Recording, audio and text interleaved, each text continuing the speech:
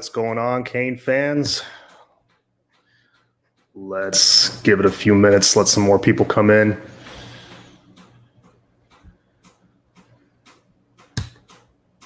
Manny Williams in the building. What's going on, Manny?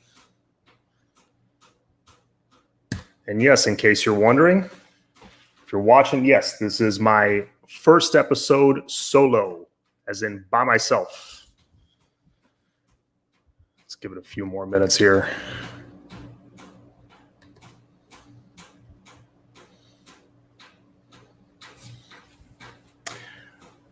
All right. We got a couple in the chat already. How's everybody doing? Please don't be shy. Feel free to drop a comment. What's up, Demetrius Adams in the building? Les, he's always around. Very, very loyal listener. Thank you for hopping on. Appreciate it. All right, so lots to talk about. Even though it is the off season, the spring just ended. I know we're getting into the dog days of summer pretty soon. They call it that for a reason because it is very long. It seems like it's forever. It's boring as hell if you're a football fan. I do like baseball, but it only takes me so far. It's nothing like when football starts. But lots to talk about. We got some news today, some transfer portal news. I'm sure you guys heard about the Texas linebacker, Juwan Mitchell, entered the portal. He all of a sudden automatically is a huge target for Miami. Hearing good stuff about the portal. Yep, hearing good stuff as well. First of all, you got Juwan Mitchell, who's this guy who's he was the leading tackler, if I'm not mistaken, at Texas, and automatically would be a huge boost to our linebacking core, which is sorely lacking right now. I'm nervous about that group. I'm not going to lie, and it could make or break our defense. I am a little concerned. Not going to lie there. I think our secondary is solid. D tackles were solid. D end, little concerned, but I think we'll be all right for the most part at the end. The linebacker core really concerns me. Yes, Keontre Smith looked really good on the weak side, but he's not the biggest guy in the world. So we'll see, man. So Juwan Mitchell, you got Henry To'oTo'o's out there. He wouldn't just be a boost. He would change he would change our entire defense if we get a talent like that. Both would fit very well because you need those athletic guys. Pale Nyote, the guy from USC, he's more of a thumper. I don't know how well he fits, but again, we're lacking so much. I think that's it. He would be a boost as well. You gotta get who we can get. We got to land a portal guy for sure. But I have faith in Manny. I think he will. Randy, what's going on? What's your opinion on the decommit DN from FSU? Yes, I was just about to get to that. I know Manny loved him for months. He is referring to Nigel Kelly, who just decommitted from Florida State yesterday, if I'm not mistaken. He has been a big Miami target for a while. He's got great length. He reminds me of Jabari Ishmael actually a little bit, who just came in this current class, he reminds me a little bit of Greg Rousseau when he first came in. Really skinny, lanky kid, but he's got a very quick get off, quick first step, and I think he's got a huge upside. So he would be a nice get. After a further look, yeah, Texas linebacker, yeah, I think he might be a very good get, Manny. I think we need a guy that's, while has good size, I think Juwan Mitchell's like 230-ish, who's got good size, but also can, get in there and mix it up in the box and stop the run if he needs to. Because, people saw the tape against UNC. They're going to try to run the ball against us. But he's also got to be athletic enough to drop back. And it looks like, Juwan Mitchell, from the tape I saw, he's athletic enough. And to play in the Big 12 at linebacker, you got to be. You got to be covering the pass 95% of the time. So he's used to it. Can a portal transfer start right away, or do they need to sit out a year? Well, I believe it's going to be just like when we got Cody Brown. It's going to count towards next year. So if we count it towards next year, then yeah, they can play right away. They should have eligibility to play right away. And Manny Diaz has already come out and said that he could use up to 4 or 5 spots for transfer guys. We may lose a few, which sucks for depth, but I mean, it's going to be guys that are probably not going to play much anyways. Maybe a couple receivers, maybe a couple safeties, just because we're so loaded at those positions. So the good news is, though, we'll bring in some guys from the portal that would be ready to start right away. So there are pros and cons to it. That's one of the pros, that you can plug them. You can pretty much plug them in right away because they got experience. Let's see, Demetrius. What about linebacker for Tennessee Ball? Yes, that's Henry Toa. I mentioned him before. He might be the best one available. He's been a heavy Alabama lean for a while, but they're pretty loaded at that position. I don't know how many more they can take. My buddy Caned Up, aka Miami Flow, he did a little video earlier today about that. Once you're done here, check it out. It's like a couple minutes long, but he talks about that.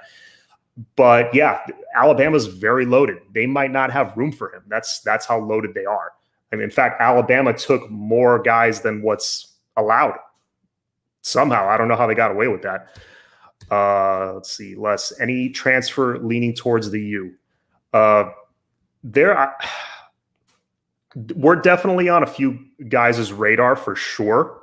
I don't know how many of them are heavy Miami leans, but I like Manny Diaz's chances of landing at least one good one.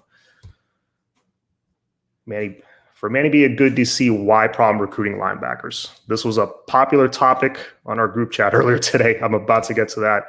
Sigmund, what's up? He's always there on the chat. Good question, Randy. Yeah, so let's go back to Randy's question.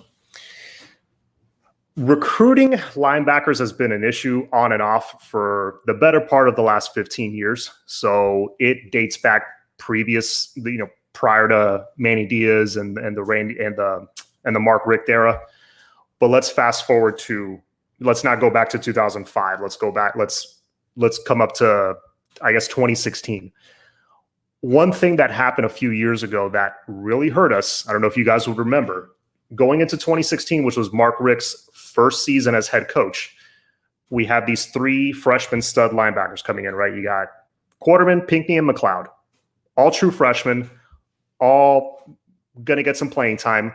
But at the time, you had Juwan Young and you had Jermaine Grace, who were both Grace was going into his junior year, I believe, and Young was going into his redshirt sophomore year. Okay? Both guys are in the NFL, by the way. Don't know if you knew that. I checked it today. Jermaine Grace, I believe, is on the Falcons, and I want to say Juwan Young's on the Seahawks. I don't know how much playing time he's getting, but they're both in the NFL, is my point. Both those guys were set to start that year.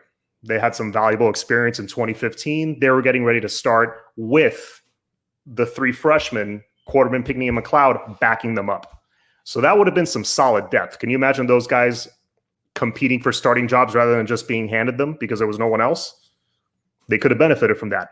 But what happened was Juwan Young, Jermaine Grace, and I believe Quan Muhammad, all 3 of them got kicked off the team for what I thought was a stupid reason, but it is what it is. They got kicked off the team a few weeks before the first game.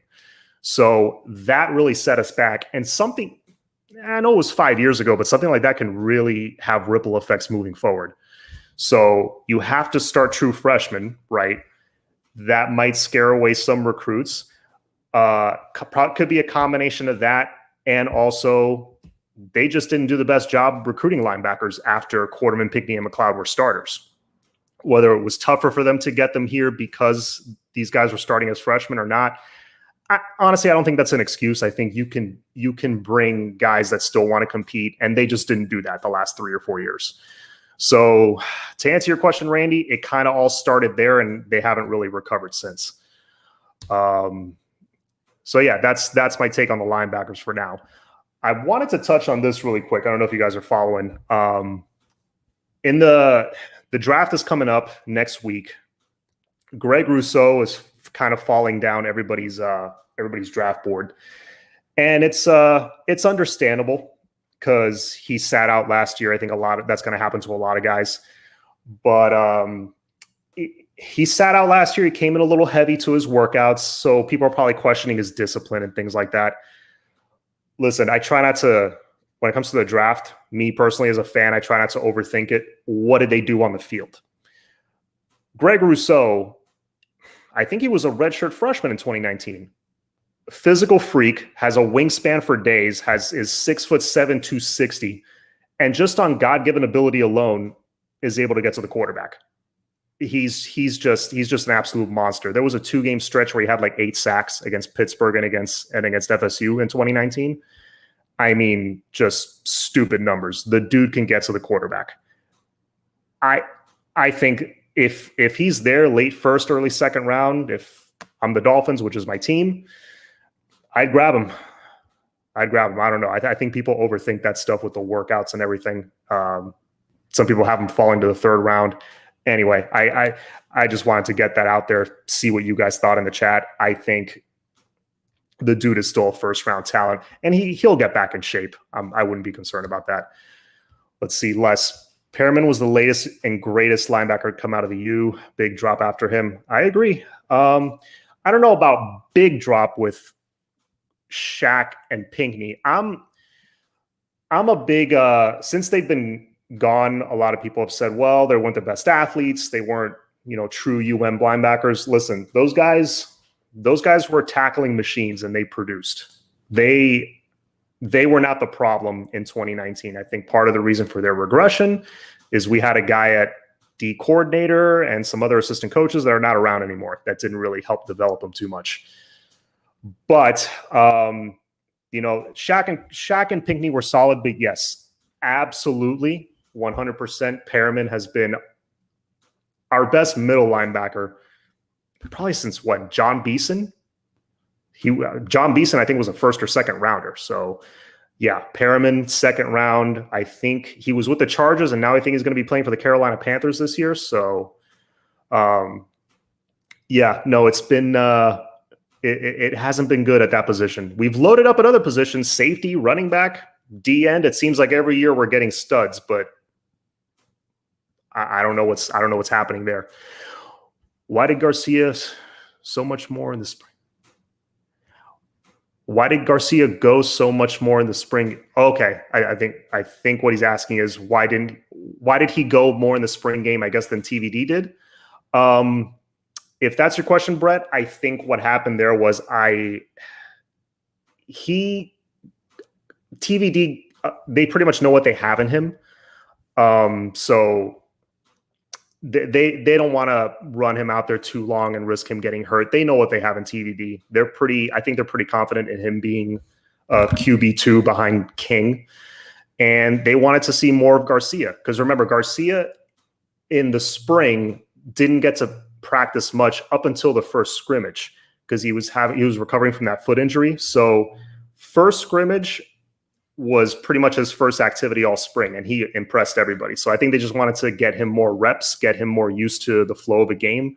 Whereas TVD, he's a little more integrated already. I think they know what they have in him. Nothing against, I'm a Garcia guy. I love Jake Garcia. I think he has possibly more of an upside than TVD, but TVD is a year ahead in development. He's been in the program a little more than a year longer. Bigger, stronger, faster physically, so that all makes a difference. That's why I think Garcia got a little more burn in the spring game. Randy, I think the year off plus wide receivers QB in demand early. Yes, the draft. Yeah, you're right. QBs and left tackles and certain positions definitely people fly up those charts right before the draft. I don't know. I'm just saying I still think Rousseau is a first-round caliber guy. I don't understand people doubting him. Love Pink over Shaq. Pinckney was more of like the emotional leader on defense, I felt like, and Shaq was the smarter, more level-headed guy. He just knew where to be. I just wish they had a little more athleticism. They both could have been all-time greats here. Garcia's getting too much hype. Really, Manny? Why do you say that? I think the hype with him is warranted, to be quite honest with you. I loved what I saw from Jake Garcia. His ability to slide in the pocket and buy himself time, His accuracy was fantastic, was pinpoint. He's got stuff he needs to clean up, don't get me wrong. But no, I don't think Garcia is getting too much hype at all. I think some people are saying he should be QB2 right away. I don't think he's ahead of TVD. I would agree with you there, but he's doing fantastic, I think, so far. And also picking up the offense as quickly as he has. I mean, he just got here a couple months ago, and he's already got the offense. So that's important. Linebacker, the only position we're going after in the portal. Sigmund wanted to know. No, I don't think that's the only position we're going after in the portal. I know there was a tackle I believe we were talking to from UCLA. Linebacker for sure. Corner was a position of need, I think, but we already got Tyreek Stevenson, and Jalen Harrell made the switch to corner. So all of a sudden, corner looks like a position of strength going into next year. So I don't think that's going to be a portal target anymore. I think it's going to be pretty much linebacker. I doubt we go after a receiver. I think we're more than set there. And I think we're pretty set at offensive line. I think for now, linebacker, if there's possibly one other position that we maybe need to plug in a starter, I think that's possible. But right now, linebacker's number one. That's what I was asking. Thanks, no problem. Agreed. Manny Williams, is DJ Ivy's injury serious? All I know about that, Manny, is I kept hearing he tweaked or sprained his ankle. I didn't hear anything more serious than that, but we'll see. Hopefully it's not serious. Hopefully, because I thought DJ Ivy was really starting to improve under DVD's tutelage. You can't take away the film Rousseau produced. That's what I'm saying, man. Like my buddy Miami Flo says, you know what I'm about to say, tape doesn't lie. That game film is there. You can't take it away from him. All right? He can play. Garcia deserves the hype considering he's used. Yes, that's what I'm saying. Very inexperienced. I'm not even going to call him young man. That kid should be going to his prom in the next month or two, but he's already here playing college football. You know, he should still be in high school. And look, he's already picked up a Power 5 college offense, which it's, again, not easy to do. Les says, John, can we expect the Canes to have a better running game this year? What do you think? Well, I can't read today. Sorry. Can we expect the Canes to have a better running game this year? What do you think? We really need to step up our running game and help the pass. Absolutely. Running game has been an issue since like Duke Johnson left. When we had that, I don't know if you guys remember, back in 2014, we had Duke. I thought we ran him way too much. Way too much. We ran him into the ground almost. But when we had Duke Johnson and an offensive line of Eric Flowers, Chantrell Henderson, Brandon Linder, Shane McDermott, Feliciano, that was the last time I thought we had a consistent running game. Since then, it's been a little bit of Walton, but blocking wasn't consistent. You had, who have you had since then? Homer, again, blocking wasn't consistent. And the last couple of years, that O-line just gets no push to open up holes. And you need those, especially if you want to compete against a team like Bama. You gotta move the chains on certain drives. You got third and 2, and you gotta give your defense a rest and give your team a first down and give them a chance to score on that drive. You gotta be able to hand it off and get those 2 yards, even if they know it's coming. All right, you got to be able to hit other teams in the mouth, because that's something we've been missing for a long time. But to answer your question, I went off on a tangent. To answer your question, yes, I do think our running game will improve because this O-line, I'm feeling a lot more confident in them. I feel better about them pass blocking than run blocking still. I think that's going to be their strength. But I think they are going to open up more holes. I think you're going to see a lot more creativity in the running game from Rhett Lashley, because, again, you saw maybe 20 to 25% of the playbook last year. You didn't see the full installation of it because of the Rona, and we couldn't be on the field for the spring and the summer. So that affected us. But that time back on the field, installing everything, a little more creativity, plus the O-line being a year better, yes, I do think the running game will be better. Elite? No, I think we've got a ways to go, but I think they're going to be much better, especially with the talent we have in the backfield. I mean, we're deep there. Garcia definitely has an it factor for sure. Yes, agreed. Whatever it is, I can never define it, but yet he's got it.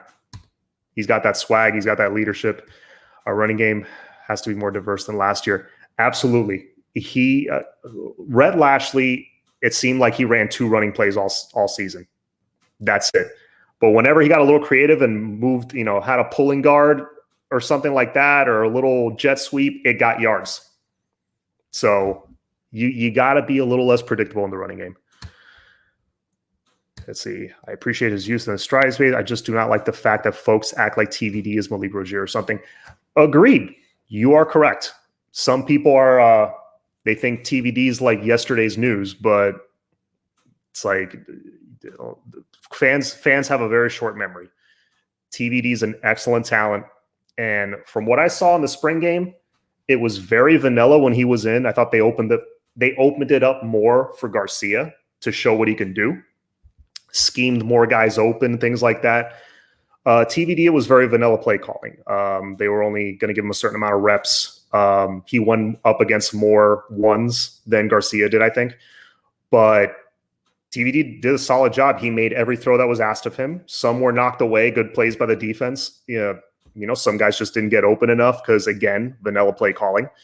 But his throws were all on the money. I think he made one bad throw the whole game. He hit Pope right in the hands that, I mean, if he caught it, he'd still be walking. Like he could have run to the end zone. He'd run out of the stadium and they would have never caught him. There was nobody in his zip code when that hit Pope in his hands. But yeah, I agree, man. TVD, he's not Malik Rozier. TVD is an elite talent. If he keeps working on his craft, he's got special potential, I think. The Canes can either be 11-1 or 8-4. I agree. But you know what, Manny? The difference this year is the floor used to be 6-7. Like that was the absolute worst disaster season. Now the absolute worst it can be, I think, is 8-4. I can't even fathom us losing more than 4 games with all the returning starters and this coaching staff. I think 8-4 is the absolute worst case scenario, which is good. The floor has come up a little bit. That's important. Can they be 11-1? Possibly. They have the experience, but you need more than just good coaching and veterans coming back. You need leadership on the field. You need guys that can help your team gut it out in a close win. And also in those games where we should be winning by 3 or 4 touchdowns instead of by 3 points. There was a few of those games last year. Like Virginia Tech. I'm sorry, we're better than Virginia Tech. I don't care what anybody tells me. We are a better program right now. We should not be beating them by 1 point or whatever it was. That's a team we should be beating by 14, 17 points. And when you do that, you rest your starters, you throw your backups in there, give them some experience.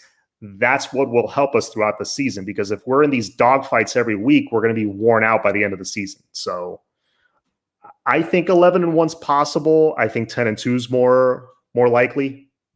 9-3, I would accept. But again, how are we winning those 9 games? Are we dominating when we should be? Are we kicking the crap out of FSU? Are we being very competitive, like in a close game against UNC or whoever the other losses were? We'll see. Let's see what else we got here. Randy says, did you see Tracy Howard's interview Tuesday online? You know what? I started watching it and I was just very busy. I couldn't continue it, but I gotta go back and watch it. He liked Golden but couldn't stand the DC. He said he wouldn't come to UM again if he had to do it again. Yeah, he's not the first guy I've heard say that about the former DC that would be Coach D'Onofrio.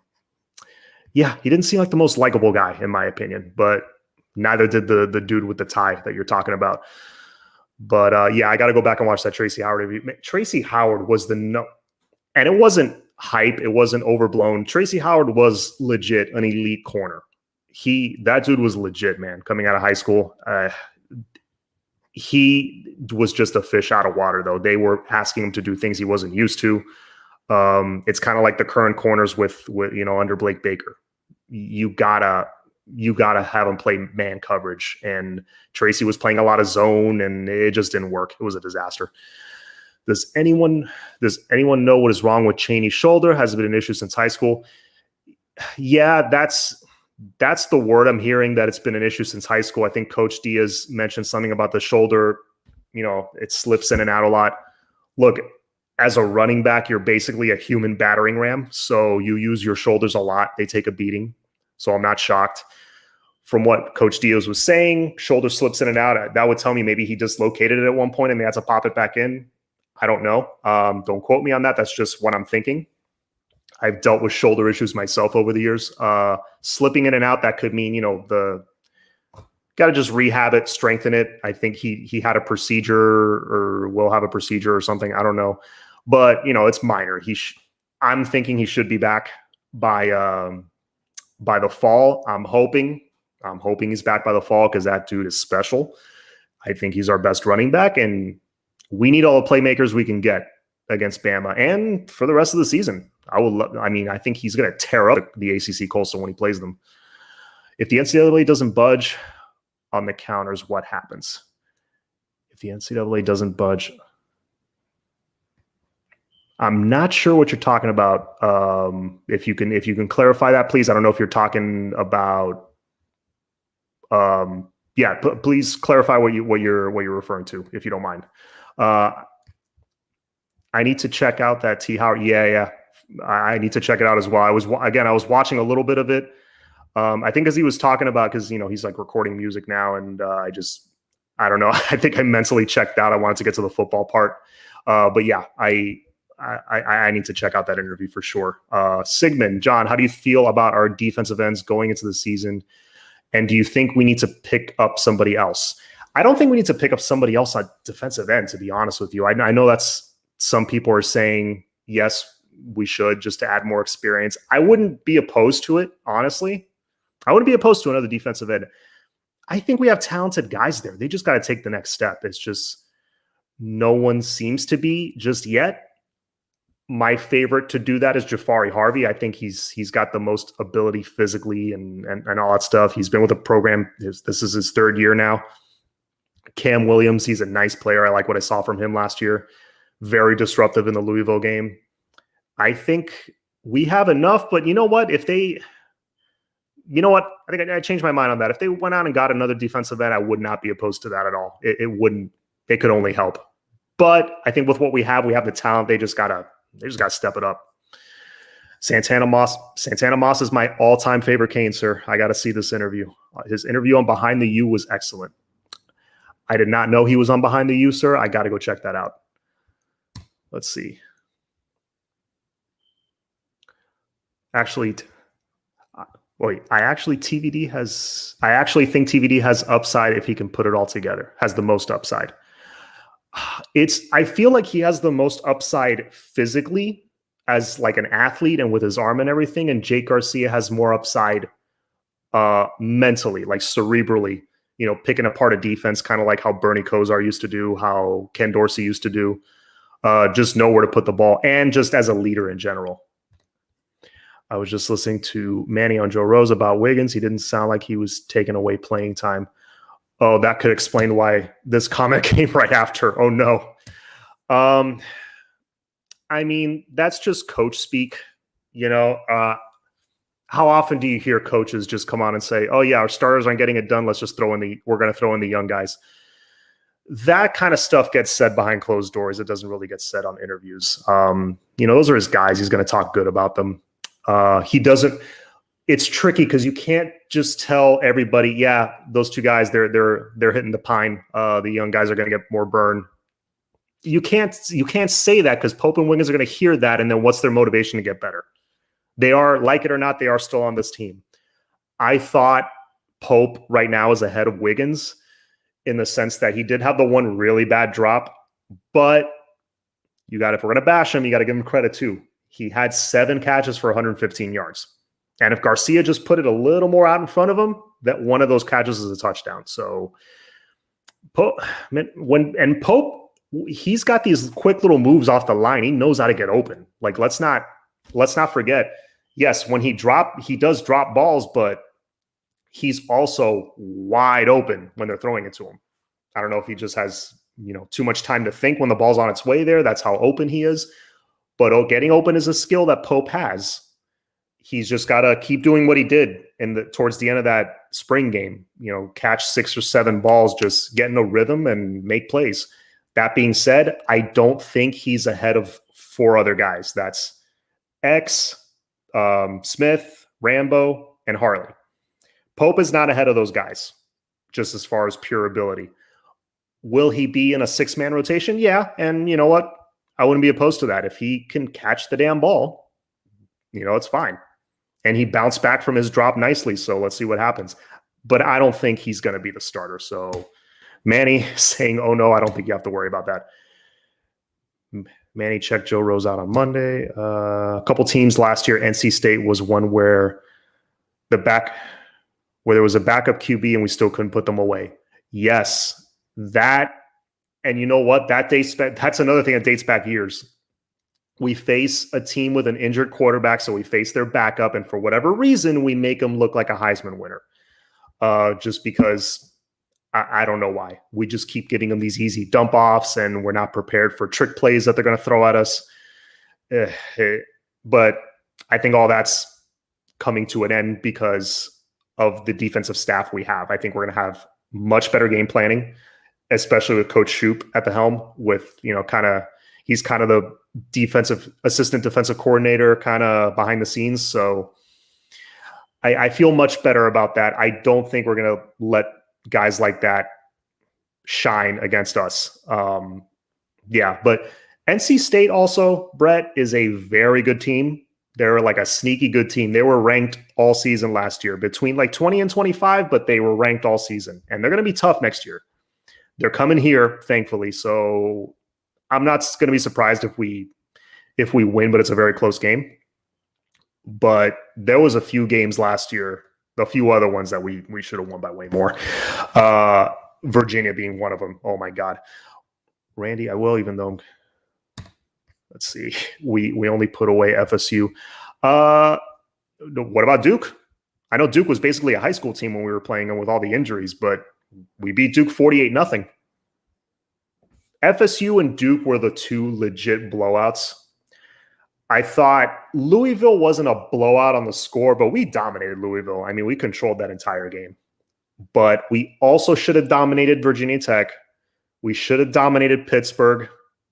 And we should have dominated Virginia. I mean, Virginia, I don't know what the hell that was. I don't know how they kept that game so close. But those are 3 other games. Instead of 2 or 3 blowouts, we should have like 5 or 6 blowouts this year. Because that's really valuable for the young guys to get playing time. This year, Manny's career is on the line.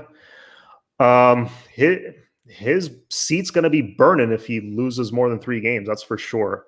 I think, to address that though really quick, if the worst should happen and we go 8-4, I may say something controversial. I think it would be a mistake to fire Manny right now, honestly. Now, if it's a disaster and we go like 6-7, like in 2019, like it's just an utter disaster, which I don't see happening, then yes, get rid of him, whatever. Move on to the next guy. But if it's 8-4, 9-3, and he is building something with his coaching staff. It takes time, guys. It takes a lot of time to really build. You need continuity in the coaching staff. That's how you build a winner. Look at Coach Dabo. It took him years to get to this point. Butch Davis, I know he had to deal with sanctions, but also Coach Davis didn't have to deal with Alabama and Clemson. Like, they were not Alabama and Clemson yet in the late 90s. It was just Miami and Florida State pretty much. Not all these schools from around the country weren't cherry picking our guys. So Butch Davis, I don't think had as much to deal with in that regard, but it took him 5-6 years to finally have a good season. And then he's off to the NFL. So it takes time, guys. Give it some time. But yes, I think him getting the W's this year is very important. If we get 9-10 wins and it looks good on paper, if we look impressive a few times on national TV, that could stack a third recruiting class on top of the 2 we just got. So yes, I agree. Getting the wins is important. I don't think you fire Manny if he goes 8-4, 9-3 this year. I just don't. I think you got to keep building on what he's done so far. But getting the wins is important for sure. Can we pry Mario away from Oregon? I don't know. That's going to take a lot of money. That's going to take a lot of money. And it's got to be the stars have to align for that to happen, because I'm not so sure he gets along with some of the people up top, if you know what I mean. All the players in the portal are waiting for a home, but teams are stuck with 25 initial counters. Okay. Sometime after you asked me the question, Doggo, I kind of figured that's what you meant. So yeah, but thank you for clarifying. Is everyone gonna have to count towards the next class? We've been kind of waiting for a ruling to be made that, you're going to get X amount of extra scholarships to work with next year. Nothing's been said yet. So for now, yeah, what the Canes are going to do is they're going to allot probably 4 to 5 spots for potential transfer portal guys to count towards next year, which is why I think in recruiting, we're being a little more careful with cherry picking the guys that we want. I.e. Ja'Cory Brown, and hopefully we more come after that. I think it's recruiting and the portal and all that stuff. It's about to get busy in the next few weeks. Don't you worry. Randy Knoll, why did we give the title assistant head coach to Simpson and not Lashley? Lashley is more important than Simpson, to be honest. Yeah, that is. I know Coach Hayes came on our chat when I was on with Miami Flow like a week or two ago. There is a reason for that. You usually give the assistant head coaching name, that title, to a very a more senior member of the staff, someone who's been around for a while. It also gives you a nice little pay bump, I believe, if I'm not mistaken. So yeah, it was strategic for sure. But yeah, that was the reason that I remember him giving us that. Yeah, it's usually given to a more senior guy on the staff. Simpson, as important as Lashley is, I agree, he's very important. Simpson is super important. I mean, that dude is a high school football legend in Georgia. He's gonna help lock down Georgia in recruiting, and he's an amazing developer of defensive linemen. Just look at our numbers in 2018. A lot of that had to do with the D-line, and look who was coaching the D-line. It was Jess Simpson. So he's important. He's very important. Probably because Coach Simpson does have NFL experience, a lot of it. Anthony Morales, what's going on, man? Thank you for hopping onto the chat. By the way, let me drop this quick little thing right. Oh, wait. Hang on. Let me edit that so it scrolls across the bottom. It's not so in your face. And there we go.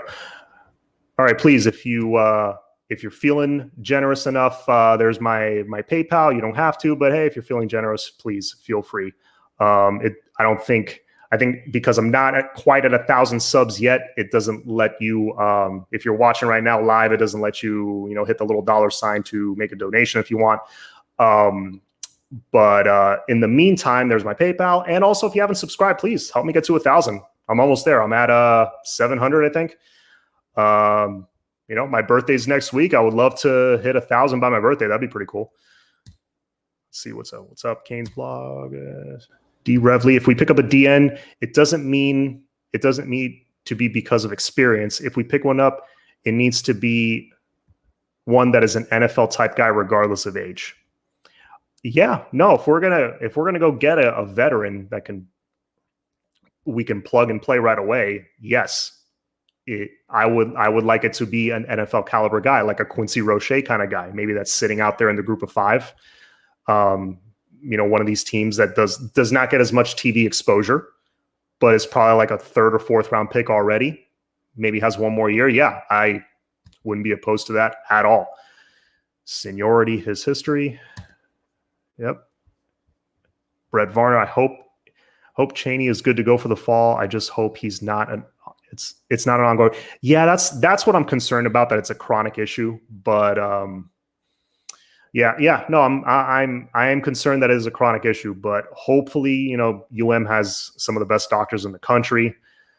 It's hopefully they get that fixed, because again, Don Chaney, I believe, is a special player, and he's got I think the upside to be one of the all-time, like top 5, top 7 all-time great at UM. Upside. I'm not saying he's going to do it, but the ability is there. He can definitely, if he hits his potential, he can get there. Hit that like button. Thank you, sir. Yes, please hit the like button if you haven't already. It helps with the algorithm. Don't know what that means, but makes me sound smart, and it's whatever gets me more exposure on YouTube. It all helps, hitting the like button, subscribing, all that good stuff. Let's see. Oh, okay, here we go. Manny, if 6 and 8 start, I swear I'm going to be a Fire Manny banner flying over Hard Rock this season. Yeah, I hope we don't even see that. If we pull off this upset against Bama, I'm not saying we will. It's unlikely that we will, but I've been a sports fan a long time, and I've seen crazier things. Anything's possible. I've seen that same Alabama team get upset by Ole Miss teams that weren't that great. They just put it together that particular night. If we beat Alabama, you're not going to be seeing any Fire Manny banner, any Fire Manny website. You're not going to be seeing none of that. So hopefully that's what happens. But yeah, but to address that, Manny, I don't think 6 and 8 are going to start. I'm being honest with you. I think they know what they have in Keyshawn Smith and Rambo and all these guys. Obviously, Harley's starting. Yeah, I don't see those guys starting. They're going to get reps, so don't freak out if you see them on your TV. They're going to get reps, but, it's not going to be starting reps, so don't worry too much. Agree, John. Let's see. I'll take Lane Kiffin in a heartbeat. I love Lane Kiffin as a play caller. I think he's brilliant. I think he would tear up the ACC Coastal as far as a play caller and the type of offense he would install, because it would be a smooth transition from what we're doing with Rhett Lashley to a guy like Lane Kiffin. It's not like we're going from a Dan Enos to Lane Kiffin. No, it would be a smooth transition because we're already running kind of a spread, but his is very creative, and I like it. He's going to do a very good job at Ole Miss unless somebody else plucks him away. I would take Lane Kiffin as well. I know that in the past there's been, he had issues at Tennessee and all that stuff, but that's in the past. I don't think that's still a problem for him moving forward. I think things have changed with him. Kane Brothers, hit that like button. If Chaney is injured, next man up. Yeah, that's why you have depth. It just sucks that it's Chaney, man. It really does. He's one of my favorite players on the team. But behind him, you have 4 4-star running backs with Harris, Rooster, Cody Brown, and forgetting his name, Thad Franklin. You got depth. You got serious depth behind him, so we'll be okay. What is Mallory's injury? That is a good question. You know what? I've been very busy with work all day. I did not get a chance to check on Mallory's injury. If anybody in the chat can help out, I'd appreciate it, because I wasn't aware of it. Stop with all this replacing Manny talk. Let's let the season play out. We can't be. Yes. Thank you, Terry. That's what I'm saying. Even if we have a little crappy 8-4 season, you can't just burn it down and start all over again. Let him keep building. And also, I think the only reason an 8-4 season would happen, honestly, is because we have a rash of injuries, which, that's kind of out of your control. And also, you're building a program. It doesn't go smooth like this. It could have ups and downs on the way up, again, like with Butch Davis.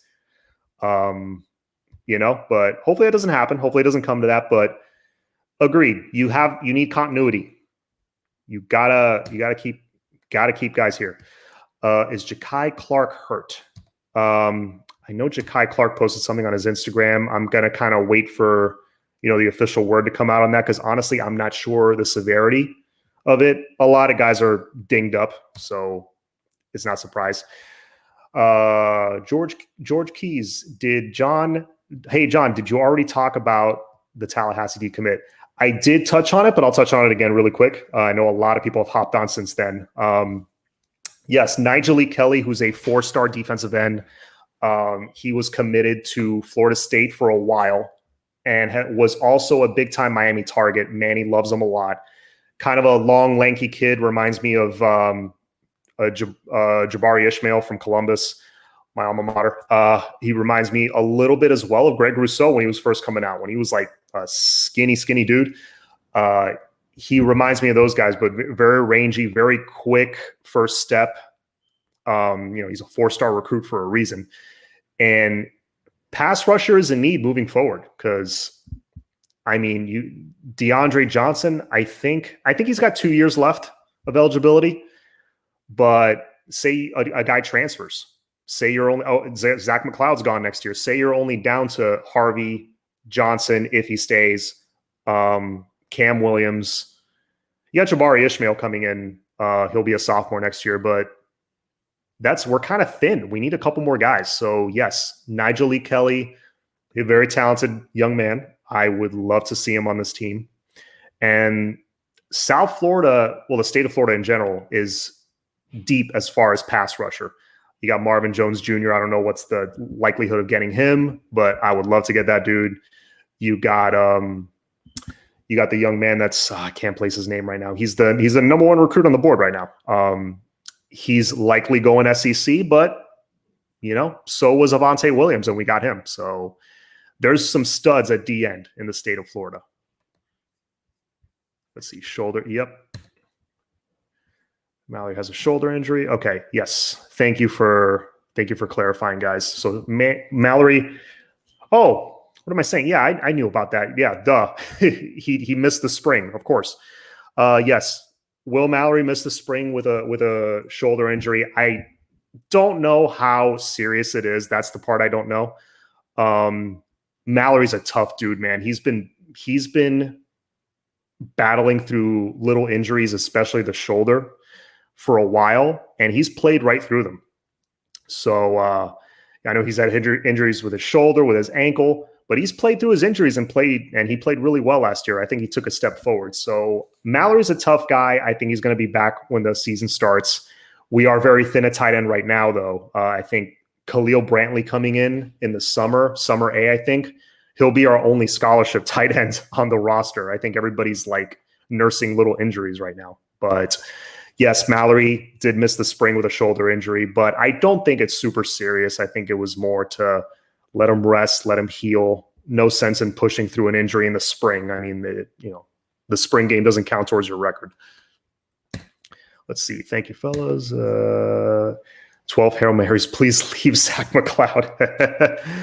Yeah, man. I don't think he has any eligibility left. I don't think he could stay even if he wanted to. But yeah, Zach McLeod did not look great in the spring game. Let's just say that. I'm rooting for him. He's on the team. He wears the U on his helmet. He wears the orange and green. I'm rooting for him, but my goodness, it's not looking good. Any word on portal linebackers? Yes, Jay Michael, you're probably joining us in the last few minutes. We did touch on that, but I'll touch on it really quick. Again, we have some new people in the chat. By the way, 41 people on the chat right now. Thank you very much. Please, if you haven't, hit the like button, hit the subscribe button. If you're feeling generous, there's my PayPal. You don't have to, but more than welcome to. But please also do, hit the subscribe button. Help me get to the 1,000 subs. That would be great. That would be a nice. That's been a goal of mine for a little bit. I think I'm at like 700 right now. So please help me out there. Helps with the exposure, with the algorithm, all that stuff. And I appreciate it. Thank you. Miami Flow, what's up? That's my boy. Hit the like button. Thank you. Yes, please hit the like, hit the subscribe if you have not already. Back to the portal linebackers. Sorry. Yes, so Henry Toa and the other guy, Juwan Mitchell, who announced yesterday that he's entered the portal. Both guys that would fit our defense perfectly. They're both 6'1", 6'2", 230-ish, super athletic. They can cover the pass, but they're also big enough to stop the run. That's my concern. Okay, because Corey Flagg, I like him. I'm a fan of Corey Flagg, but he's a little small, not the greatest athlete. He's very smart. He knows where to be, but he doesn't have a lot physically beyond that. That's why he was a 3-star recruit. His upside's there, but Keontre Smith, love him at weak side linebacker, but more for pass coverage. He's not the biggest guy in the world, so teams like UNC that just want to run it down our throats, either the D tackles just play absolutely out of their minds and take the pressure off the linebacker, or we got to go get a portal guy with some size. But yes, those are the two favorites. I think Manny is going to land somebody. He pretty much has to. But if it's one of those two guys, Toa from Tennessee and Mitchell from Texas, who was their leading tackler last year, if I'm not mistaken, would be both fantastic gets. I would be happy with either one of them. I would be happy with the USC guy, honestly. Any of them. They're all talented. What do you think of Eddie George name-dropping Ed Reed, saying he wants to coach at HBCU? How will that affect the program and recruitment? Are you talking about their program or our program? Because if it's our program, I don't think it affects us that much. It's just, little name dropping here and there. That's going to happen. It wouldn't shock me if Ed Reed's a smart dude. It wouldn't shock me if he gets into a coaching position somewhere as a D coordinator at a smaller school or something. Or, now with Deion Sanders, coaching over there, that's, it's more exposure for those colleges. And, I think Ed Reed would do great there. And it wouldn't shock me if he goes into a career in coaching, because he's a really smart dude. He's done, I don't know if any of you guys caught the NFL. They did this thing in the offseason. I don't know if it was last year or 2 years ago. The NFL 100 greatest players or whatever. Bill Belichick was talking about Ed Reed and how he baited for like an entire season. He baited Peyton Manning into making a certain throw. So like he kind of trained Manning into thinking that he's going to go this way, but actually he's going that way. So he faked him out, got Manning to throw this post route right to the side that he wanted. He's like, oh, I got him. And he picked it off. That's the kind of mind Ed Reed has. So I think he'd be a great coach eventually anywhere. He's definitely smart enough to do it. But as far as our program, I don't know if a little name drop affects us in recruiting. I would love to keep Ed Reed around longer, but I think he's got a future. He probably has a future elsewhere if he wants to coach. Terry E, I think Coach Simpson is saying he doesn't have a dominant D lineman to motivate the ones he has to step their game up. Yeah, I don't know if there's a dominant guy there. Nesta Silvera did miss the spring. I think he's the closest guy I think we have to being a dominant guy. But yeah, in the spring, there wasn't a guy that just absolutely took over. So definitely, I think Simpson, that's why he is who he is. He knows how to motivate. Saying stuff like that, it's going to motivate somebody to step up. I think Nesta can be that guy. If he puts it together this year, he's going to have the best season of his Hurricane career. He just has to not take so many plays off, be more consistent. Nesta can be that dominant dude. And we have Leonard Taylor on the way. That's something I'm very excited about. The idea of Coach Simpson coaching Leonard Taylor. I'm glad we at least have Coach Simpson for this season, because I'll be honest, I don't think he's going to be here that long. That's probably part of the reason they gave him, to answer the question from before, they gave him the assistant head coaching title. I think it's to entice Coach Simpson to be here longer than just 1 year. Because again, this guy, NFL teams want him. This dude's a legend. So the longer we can keep him, the better. But that's a good point, Terry. I think he's saying that more than anything to motivate the guys. I think we're very solid at D tackle, because who do we have? Everyone healthy. We got Nesta and you got Jared Harrison Hunt. I love that combination. Both coming back, both experienced. Leonard Taylor, Elijah Roberts, Quinnen Williams. Let's see who else. I know I'm forgetting somebody. John Ford. Jordan Miller. We're very deep at D tackle. We got bodies. I think, we're very solid at D tackle, much deeper than we are at DN for sure. So I think someone is going to step up, and I think it's Nesta, because Nesta also has Leonard Taylor behind him, Elijah Roberts behind him. He's aware of that. Sean Dardis, our program has to stop losing recruiting battles with out-of-state schools. Yes, I agree.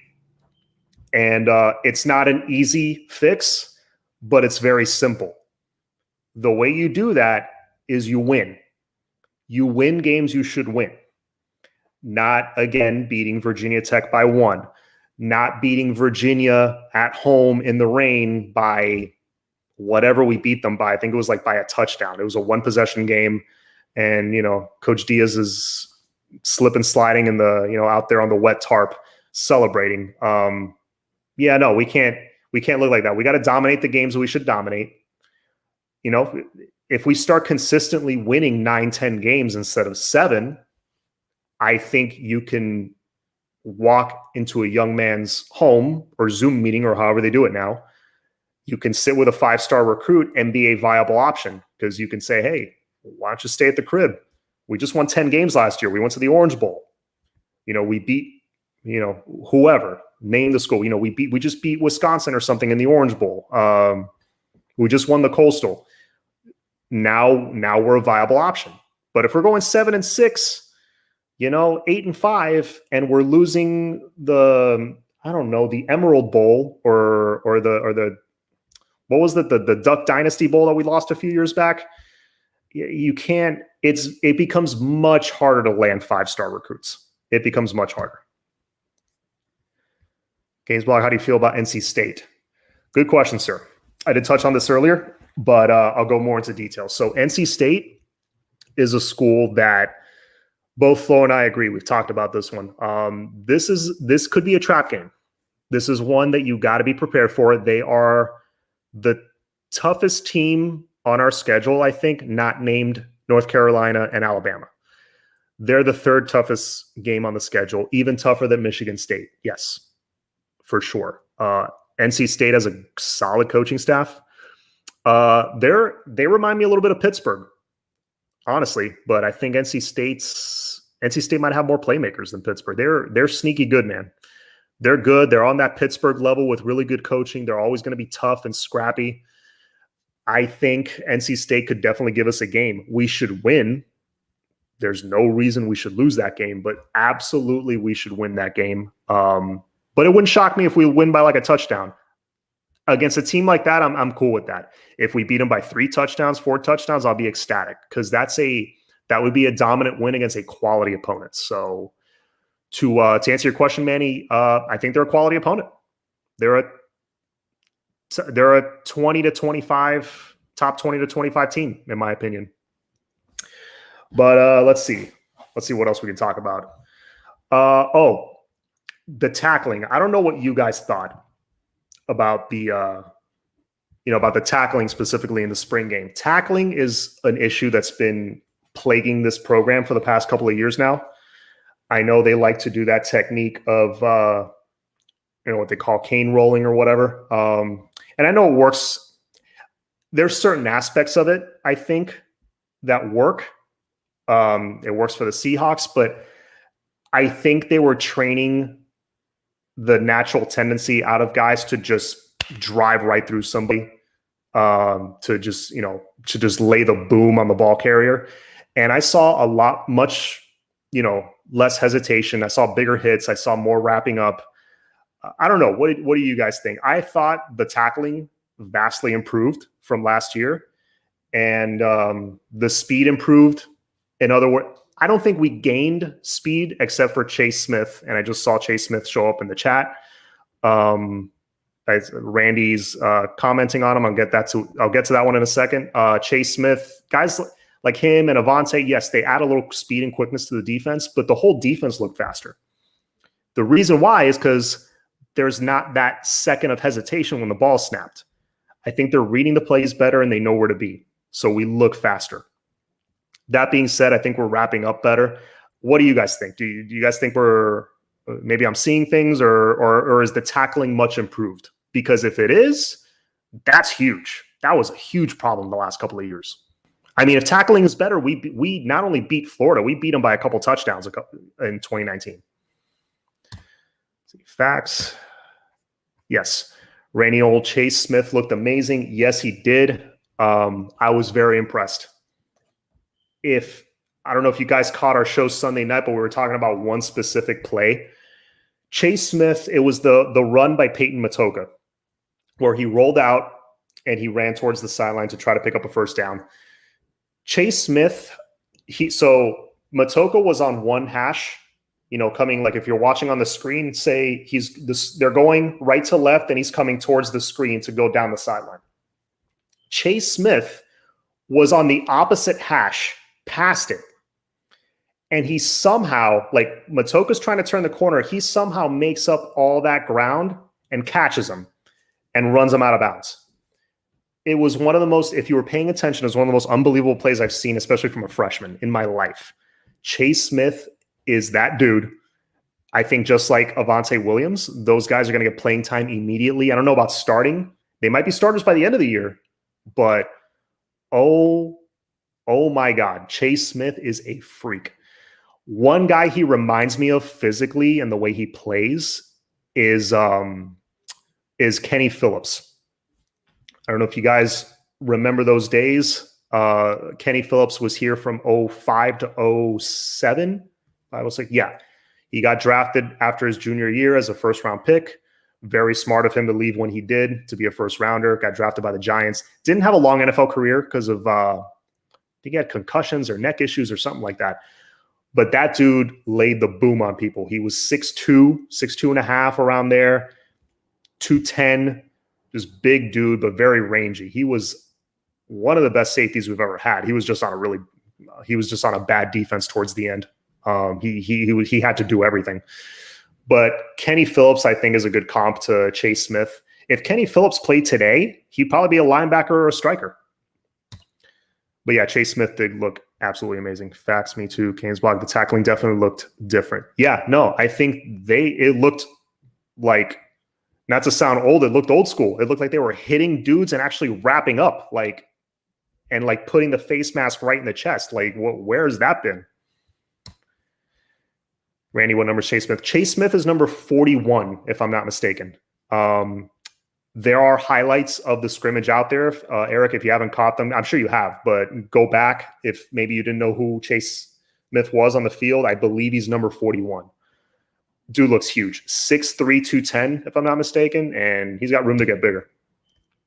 T-Rob and DVD saying that's not going to work versus Banda. Wait. Oh, okay, the tackling. T-Rob and DVD saying that it's not going to work versus Banda and Baker. Manny, okay, whatever you say. Yeah. One of the good things about these new coaching hires on defense is they're giving Manny a different look. And they're better quality coaches with more experience. They have SEC experience. Not DVD, but T-Rob, yes. Coach Ish, yes. They were in the SEC. They know what works. They coach big boy football, all right?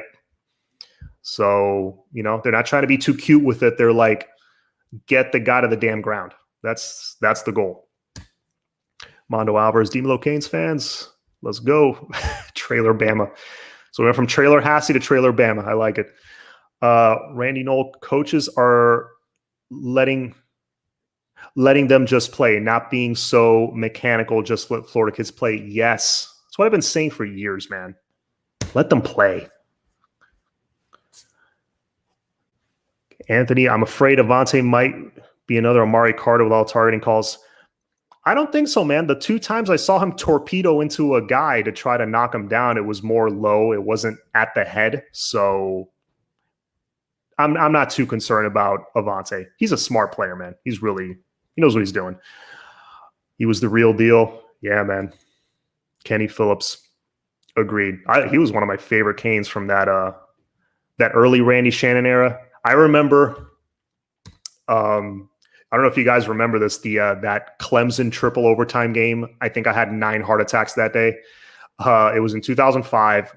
2005, we were still like title contenders. We were still like a top 5 caliber team. We had just lost the opening game to Florida State, and we needed this win. We could not start 0-2. That was blasphemy back then. Like, Miami starting 0-2, impossible. Yeah, we were this close to starting 0-2 back then in a season with a lot of hype. And we went into Death Valley. We beat Clemson in triple overtime. Again, I don't know how I got through that game, but I did. T-Moss had the winning touchdown, the go-ahead touchdown, and then Kenny Phillips gets the game-winning interception as a true freshman. All right? So that's an example. Look, true freshmen, if they're making plays, you can put them out there in crucial spots. Maybe not start, but they can be out there. What do you think must happen for us to beat Bama? Ooh, good question. Okay.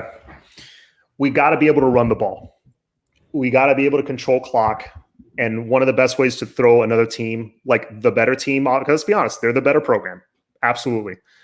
To throw a better program off their game is to keep moving the chains, is to keep frustrating them. Little 7-yard, 6-yard runs, move the chains, all those body blows. If any of you guys are fight fans or MMA fans, you know, those kicks to the body, those leg kicks, those body blows, they add up. That's how you get an upset. Those body blows add up. You wear a team down so that in the fourth quarter, they pay dividends. So I think that's one thing we got to be able to do. I mean, that's an uphill battle against a team like that. I mean, like I said, they play big boy football. So if we can be creative enough to get some yards on the ground and keep them on their heels and hit them with those body blows early on, we have a chance. We definitely have a chance. Because we're going to be in shape, that's for sure. Strength and conditioning is not an issue with this team, but I think that's one thing that absolutely has to happen. And to throw in a second thing that has to happen, we can't drop any passes. If a guy gets wide open, I mean butt naked wide open, because you know it's going to happen. You know a couple guys are going to get wide open, and they just got to catch the damn ball. Catch the ball. Okay, because if we have drops, if we start dropping it in key situations, if we get a turnover on defense, but they call it off because somebody's hand was in the dirt just an inch off sides and we get flagged, those little mistakes can happen. So that's another thing. Can't drop the ball. No pre-snap penalties to ruin a good play, and you got to be able to run the ball. You got to be able to hit them in the mouth. Yeah, that fellow was everywhere. Let's see. Mistake-free football, absolute. That's what I just said. Mistake-free football, and please got to be able to run the ball. Shoops might be. Let's see. Chug Mo Beer. I was wondering where you were at. He's on every show. Great show. Smash that like button. Subscribe to the channel. Let's go, Canes. Let's go. Oh, and we have, ladies and gentlemen, as I said in the description, we have a guest. Let me add him to the stream. A special secret guest that I did not reveal. The wholesome one. What's up? What's up, man? How you doing today? Good, brother. You're either in the kitchen or the bathroom, it looks like, bro. Yeah, I am. I had to step to the back. I'm currently I'm bartending, but I said, you know what? I can't be able to miss this opportunity to hop on, tell you congratulations. I know personally how hard you've been working to get to this point. I mean, you got there light years faster than I did, and that's good. The algorithm is helping you out to grow and keep doing your thing, man. I hope the live stream is booming. I'm hoping you're able to answer all the Q&As and give the folks a good show. Yeah, thanks, man. Much appreciated, bro. I know you're a busy man. I lost count how many jobs you have, bro. But I know you're a busy dude, so won't keep you on too long. We were just talking some spring, so answering some questions. But I appreciate it, man. If I could sneak in one question while you're on. Hit me. I'd love to get your take, just overall feeling. How do you feel about the team? Better, worse, pretty much the same after spring and watching the spring game? Like, what's your overall feeling? Thoroughly impressed, honestly. To be honest with you, man, to have 16 players out and to look as smooth as we did, to see the future at QB looks pretty good. Bright, and even in some instances, to see a guy like John Ford, he didn't get any stats, but if you watch that film, he gave Navon Donaldson all he could handle getting off that ball. I mean, if you look in Ford is beating some of our DNs off with the ball. And if we can get a 6'5", 320-pound guy to play like that, man, we saw what Gerald Willis could do at 6'2". We saw what R.J. McIntosh could do at 6'3". We haven't seen a 6'5" guy dominate up the gut at Miami. So I'm so surprised about that and excited about that. And now you get to match him up with Miller, not with Miller also, but with Nasty Nestor in the fall. Yeah. When he's just been conditioning his whole time because of the shoulder injury. So he hasn't been lifting. He's just been getting in the best shape possible, running and staying in nutrition. So that's huge to see that. Of course, I already talked on QB. Thank God we're still doing running back by committee. I'm not one of those people that think that you got to have one guy and he must be the guy and everybody else gets the scraps. I would love to see us. We're going to have 5 4-star running backs. What's the point of forcing one to the front when all 5 bring different things to the table? I mean, what team in college ball wouldn't love to have 5 4-stars put in different situations to get it done? Wide receiver, I think D. Wiggs and Mark Pope showed you that they can still make plays, but at this point, they're rotational guys, and it's not the worst thing that could happen. It'll help them maximize their reps. Hopefully, it goes down dramatically, and they get a chance to go out there and make whatever they have of the ball being used and thrown to them. I mean, we want to be 8 deep at wide receiver anyway, so I don't see that much of it being a bad issue. No tight ends. O-line, thoroughly impressed with them, whether it was Jakai at left guard or Jalen Rivers. Even the second-team O-line looked pretty freaking good in my eyes. So, a little disappointed in D-line, but the O-line showed up that day. So we'll see if they can meet that expectation, Russ. So, yes, sir. Yes, sir. All right, man. Well, I know you probably got to get back to it, but I appreciate you hopping on, man. I had to have a quality guest, even if it was just for a few minutes on my first episode. So I appreciate you taking the time, man. I know you're busy, so I'll let you go. But yeah, man. Thanks for being on. Of course. Be blessed. All right, brother. He's the best, man. Love Wholesome One. Let's see. I know there was some questions that I skipped over. Let me go back and see. Chugmo Beer, I hit that one.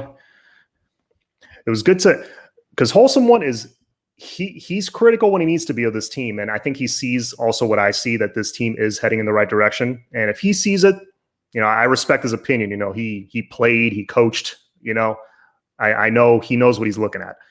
Defensive line needs to play physical and dominate the point of attack. If that happens, we will have a great season, 100%.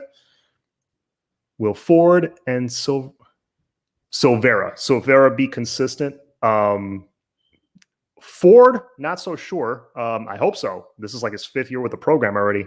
That's 6'5", 300 pounds and built like an Adonis. Like, if he gets consistent, watch out. Silvera, I think I think he's in better shape. He's asking a lot of good questions from what we're hearing from the coaches. He wants to get better, which is a great sign. Do you think John Ford will start playing like he knows he can't be moved? He is massive. I was just saying, it's like he doesn't, someone forgot to tell him he's 6'5", 300 pounds, all muscle with abs. He's a freak. He reminds me, size-wise, he reminds me a little bit of, going way back, if you're a Dolphins fan, Daryl Gardner. You guys remember Daryl Gardner? Physically, John Ford reminds me of that guy. Must see turnover chain multiple times to beat Bama. Have to bring that up. Yes, you got to create at least 3 turnovers, I think. If not on defense, maybe 1 on special teams. At some point you got to create 2 or 3 turnovers at least. That's the name of the game in college football. You got to get takeaways and flip the field on people. He needs to play massive. I agree. South Florida DBs play a lot of man-to-man. We have to play call to their strengths. Recruits see this. Yes, it's been an issue for a long time. Manny Anderson should move to tight end. We can't get any targeting calls. Yes, that goes under the umbrella of silly mistakes. No silly mistakes, no drops, which is also a silly mistake. No dumb mistakes, and run the ball. Don't none of this averaging 0.5 yards a carry. No, you got to be able to move the chains. Brad in the building. Let's see what's going on. Greg Bush. Oh, Greg Bush, what's going on, man? That dude is loyal. He's on every. Yo, John, and the wholesome one. Sorry I'm late, but it was day night for me. Well, hey, that's important, man. That's important. She's gonna tell you that you're spending too much time with us and not with her. That's important, man. Thank you for being on. Flo in the house, Dolly. I think I'm caught up. Let's see, Kane bound 2014. Harvey ain't it.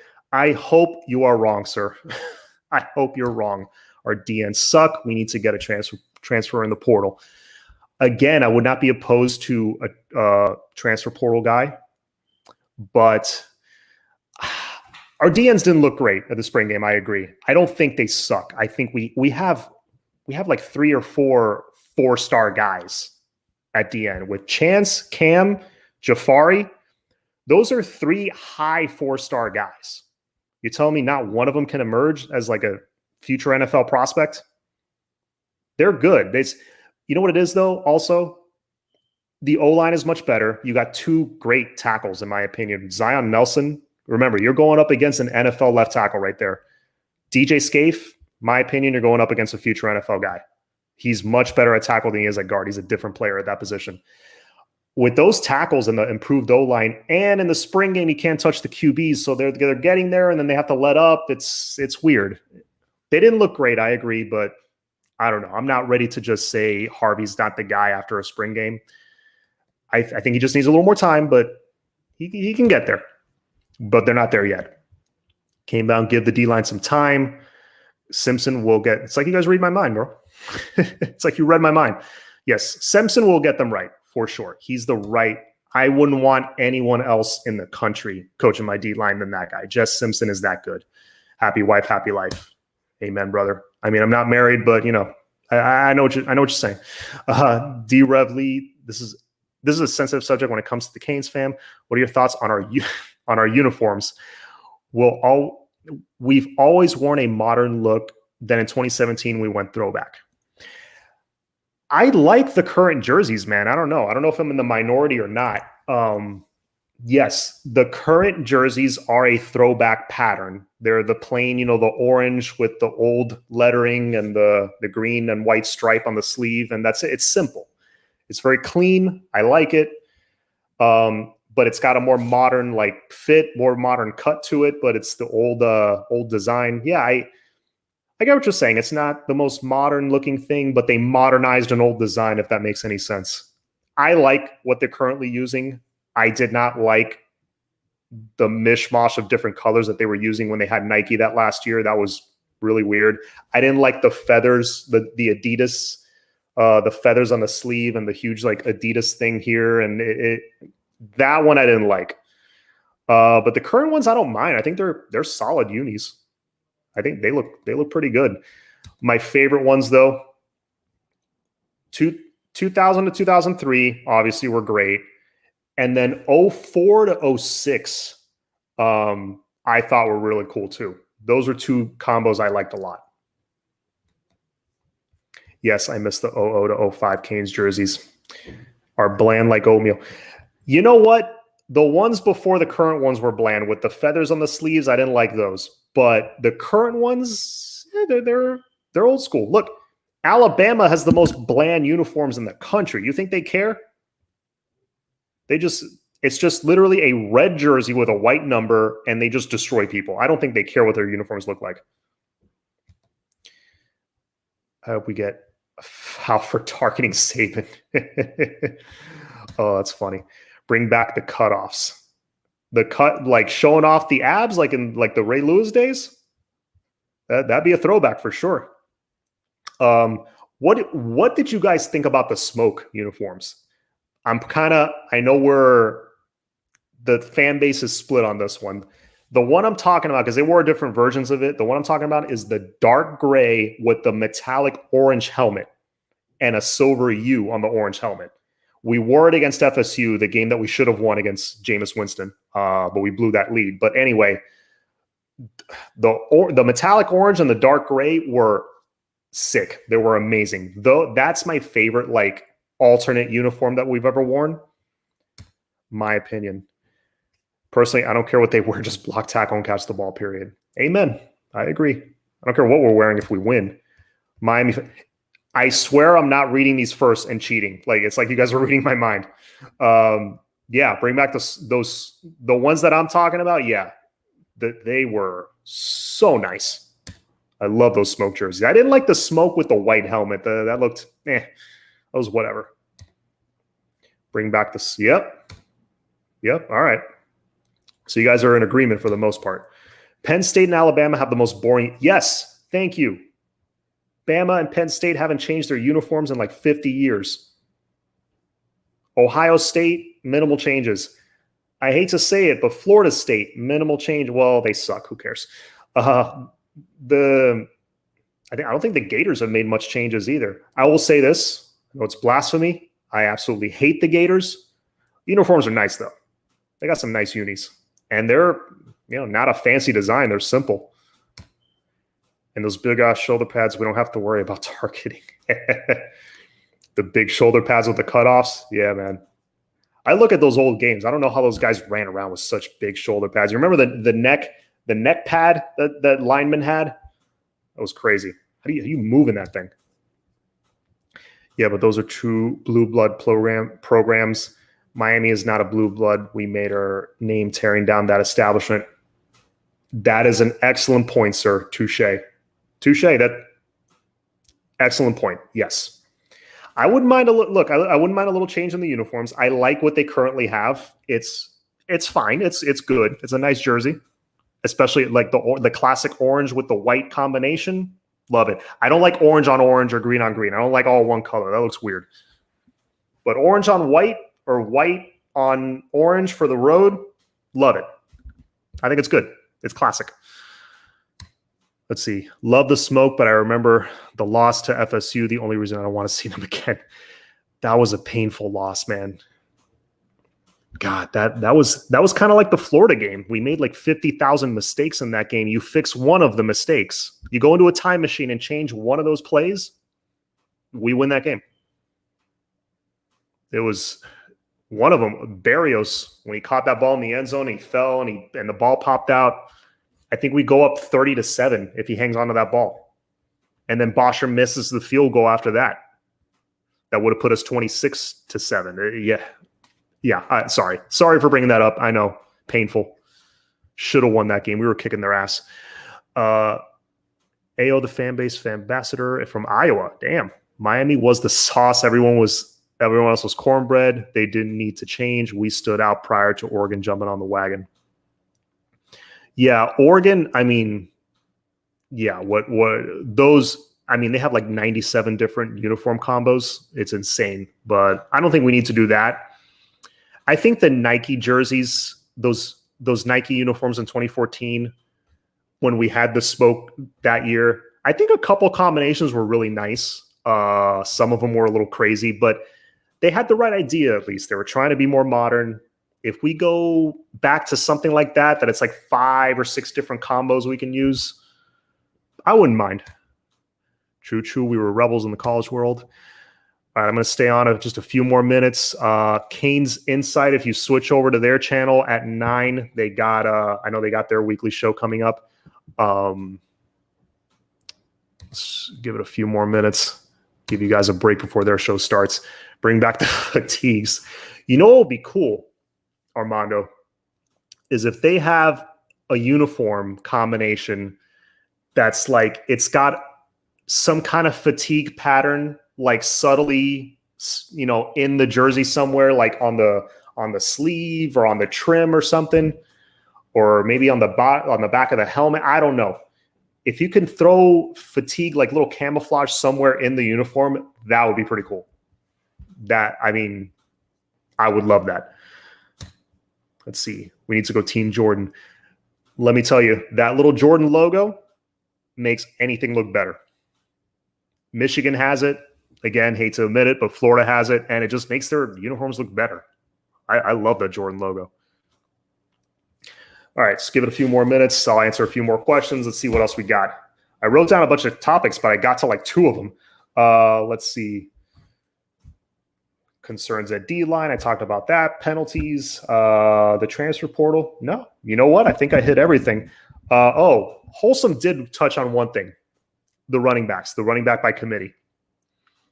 he's more of a running back by committee guy. A lot of people on the chat and in the fan base are more of a Don Chaney needs to be RB1 and just run everybody over guy. Like there's two extremes. I'm kind of in the middle. I think Chaney is our best back and should be getting a lot of carries. That does not mean Cam Harris should not get carries in certain situations. That does not mean Rooster shouldn't get carries in certain situations. It should definitely be a rotation. But here's the thing. Have a rotation, have running back by committee. But if somebody is on a roll, if somebody's just eating and they're just getting 6, 7, 8 yards a carry, you got to leave them in. It used to drive me nuts when it was the year that Al Golden had Joe Yerby, Gus Edwards, and Mark Walton. There was one specific play. I'm not lying to you. Gus Edwards rips off a 7-yard carry. He's all excited, whatever. He's all pumped. You got to give him the ball again because he's all pumped up. Takes him out. Next play, you see Yerby gets like 10 yards on a screen pass, takes him out. Walton gets 6 yards up the middle, takes him out. It's like we can't have. We can't have. If someone's on a roll, leave them in.